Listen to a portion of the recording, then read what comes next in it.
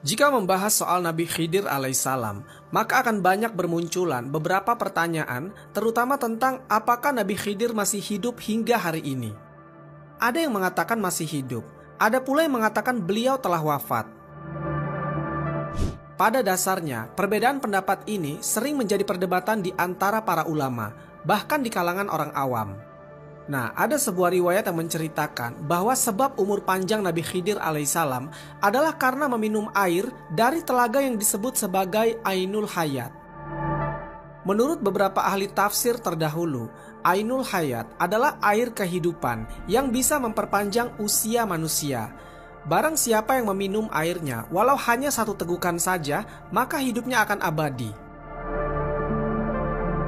Ainul Hayat ini juga sering disebut sebagai Fountain of Youth, yang barang siapapun yang meneguknya, maka dia akan kembali muda. Inilah air atau telaga yang keberadaannya masih misterius. Berdasarkan catatan sejarah, ada seorang raja yang bernama Fernando II de Aragon, atau terkenal dengan nama Raja Ferdinand II. Nah, Raja Ferdinand ini sebagai penganut Katolik, dia mempercayai akan keberadaan Fountain of Youth.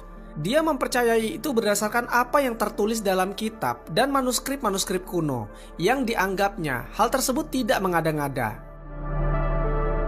Akhirnya pada suatu hari, Raja Ferdinand II mengutus seorang penjelajah yang bernama Ponce de Leon untuk melakukan ekspedisi mencari letak Fountain of Youth atau Ainul Hayat. Ponce de Leon juga merupakan seorang ahli sejarah yang berkebangsaan Spanyol dan diperkirakan lahir pada tahun 1474 Masehi. Lalu di bulan September tahun 1493, Ponce de Leon ikut terlibat dalam sebuah ekspedisi besar yang dilakukan oleh Christopher Columbus. Ekspedisi besar ini diikuti oleh 1.200 pelaut, kolonis, dan ratusan prajurit. Nah, sebagai seorang penjelajah samudra, Ponce de Leon memiliki cita-cita untuk hidup abadi. Karena itu dia begitu antusias dalam pelayarannya kali ini. Sebelum pelayaran besarnya ini, Ponce de Leon diangkat menjadi gubernur di Puerto Rico. Di saat dia menjabat itulah, tersebar isu di masyarakat di wilayah kekuasaannya tentang adanya sebuah pulau di wilayah barat yang memiliki air mancur dengan khasiat memberi kemudahan dan bisa hidup abadi.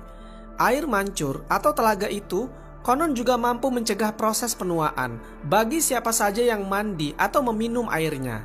Isu tersebut pun sampai ke telinga Ponce de Leon. Tanpa berpikir panjang, dia pun ikut rombongan Christopher Columbus. Setelah beberapa waktu melakukan perjalanan yang panjang, rombongan Ponce de Leon sampai di sebuah pantai asing pada tahun 1513. Pantai itu benar-benar misterius, karena sebelumnya belum pernah dipetakan oleh penjelajah manapun. Pesisir pantai itu ditutupi hutan yang lebar, serta tercium bau bunga yang sangat wangi. Pendaratannya kali itu di kemudian hari disebut dengan nama Pascua Florida, dan pulau di mana dia singgah itu kemudian dinamakan Florida. Wilayah tersebut juga akhirnya diklaim oleh Ponce de Leon sebagai daerah dari kekuasaan Spanyol. Selama di pulau baru tersebut, Ponce de Leon bersama ABK-nya melakukan penjelajahan darat sembari mencari telaga keabadian. Jadi beberapa kali di pulau itu, dia menemukan beberapa telaga. Karena terlampau percaya dengan isu tersebut, dia akhirnya mandi dan minum air di semua telaga yang dia jumpai. Namun ternyata, tidak ada satupun dari telaga yang dia temui itu merupakan telaga keabadian. Ponce de Leon pun akhirnya meninggal pada tahun 1521 di Havana, Kuba. Sebelum penjelajahan Ponce de Leon mencari telaga keabadian, beberapa abad sebelumnya, yaitu sekitar abad ke-5 sebelum Masehi, ada seorang raja soleh yang sangat terkenal di dalam Islam, yang bernama Zulkarnain. Zulkarnain atau artinya pemilik dua tanduk, yang bisa diartikan sebagai raja penguasa barat dan timur. Banyak yang mengaitkan Zulkarnain sebagai Alexander the Great. Makanya sering disebut sebagai Iskandar Zulkarnain, karena nama Iskandar sama artinya dengan Alexander. Namun banyak juga bantahan yang datang mengenai hal tersebut, bahwasanya Zulkarnain adalah Cyrus the Great, seorang raja yang berasal dari dinasti Akhmeniyah di wilayah Iran. Nah, Raja Soleh Zulkarnain ini adalah seorang raja yang sangat beruntung. Dia memiliki seorang penasihat dari kalangan nabi, yaitu Nabiullah Khidir alaihissalam. Ada sebuah riwayat dari At-Sa'labi dari Imam Ali, suatu hari Raja Zulkarnain bertanya kepada malaikat yang bernama Rifa'il. Ia bertanya, apakah ada cara supaya manusia bisa hidup abadi? Kemudian malaikat Rifa'il memberitahu tentang keberadaan telaga Ainul Hayat yang mampu memberikan kehidupan yang abadi. Dengan pengetahuan tersebut, Raja Zulkarnain membawa beberapa pasukan terbaiknya untuk menjelajah dan mencari keberadaan telaga Ainul Hayat. Hal ini ia lakukan bukan semata-mata untuk kepuasan nafsu duniawi, melainkan supaya ia bisa beribadah kepada Allah Subhanahu wa Ta'ala sampai hari kiamat tiba. Dikabarkan oleh malaikat Rifa'il bahwa letak Ainul Hayat berada di tempat tergelap di bumi, sekaligus merupakan tempat terbitnya matahari. Dalam pencariannya, butuh 12 tahun untuk Raja Zulkarnain dan pasukannya menemukan lokasi tempat terbitnya matahari tersebut. Kegelapan yang menyelimuti tempat tersebut tidak disebabkan karena kegelapan yang umum, melainkan kegelapan yang disebabkan oleh kumpulan kabut atau asap. Tidak hanya kegelapan, tapi suasana yang mencekam dan hawa yang dingin menyebabkan banyak dari pasukan Raja Zulkarnain yang enggan untuk melanjutkan perjalanan. Dikisahkan bahwa Raja Zulkarnain bertemu dengan Nabiullah Khidir alaihissalam yang memiliki misi yang sama untuk mencari telaga tersebut. Kedua sosok legendaris ini bersama-sama melanjutkan perjalanan untuk menjelajah tempat gelap itu demi menemukan telaga Ainul Hayat. Dalam perjalanannya, Nabiullah Khidir alaihissalam dan Raja Zulkarnain berpisah karena Nabi Khidir alaihissalam mendapat bisikan yang mengarahkannya ke mata air tersebut.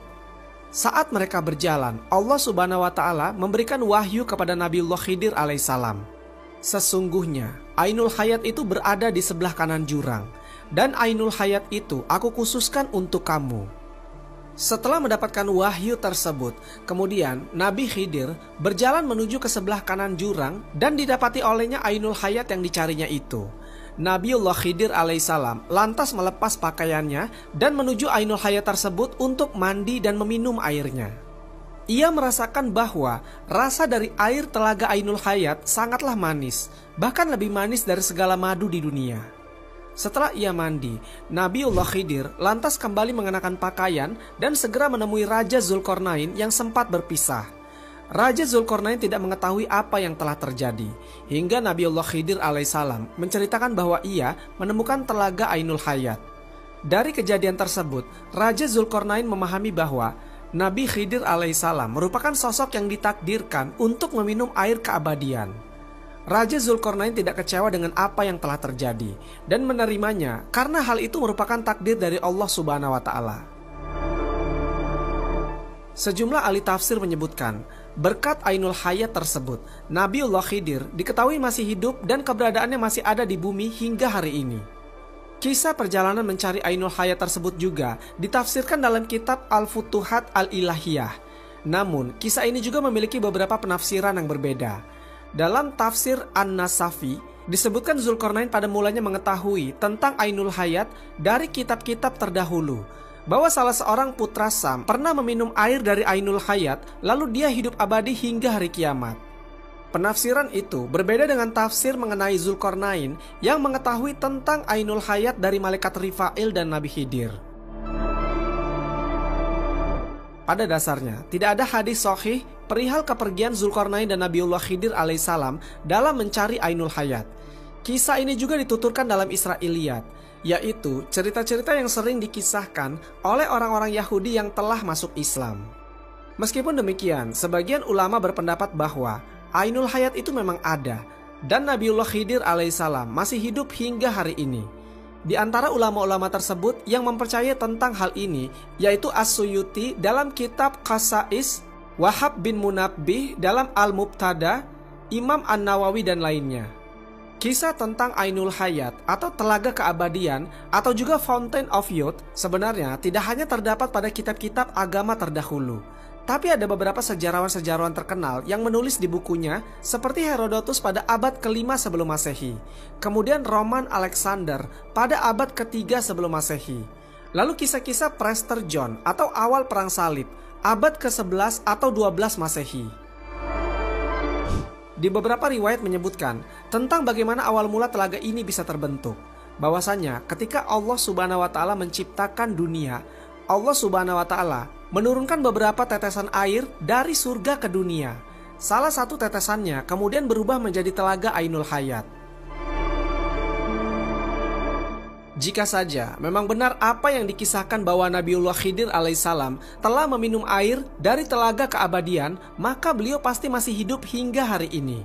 Namun kekalnya hidup seorang anak Adam atau abadinya kehidupan manusia hingga hari kiamat bisa dibilang suatu hal yang mustahil. Karena terdapat satu ayat di dalam Al-Quran yang menjelaskan bahwa tidak ada manusia yang bisa hidup selamanya di atas dunia. Kami tidak menjadikan hidup abadi bagi seorang manusia pun sebelum engkau. Maka jikalau kamu mati, apakah mereka akan kekal? Al-Quran Surat Al-Anbiya ayat ke-34. Di dalam tafsir Al-Muyassar dari Kementerian Agama Arab Saudi menjelaskan tafsir ayat ini bahwasanya Allah Subhanahu wa taala tidak menciptakan seorang manusia pun yang hidupnya abadi. Bahkan seorang rasul yang paling mulia di antara para rasul dan nabi lainnya pun mengalami fase kematian. Karena rasul dan nabi adalah manusia, keturunan Adam. Dalam ayat ini termuat satu dalil bahwa Nabiullah Khidir telah lama wafat, karena beliau juga manusia. Wallahu a'lam bishawab. Semoga kisah ini bermanfaat. Lebih dan kurangnya mohon dimaafkan. Yang benar datangnya dari Allah Subhanahu wa taala. Khilaf atau keliru itu datangnya dari saya pribadi sebagai manusia biasa. Sampai ketemu di kisah-kisah seru yang penuh makna selanjutnya. Saya akhiri. Wassalamualaikum warahmatullahi wabarakatuh.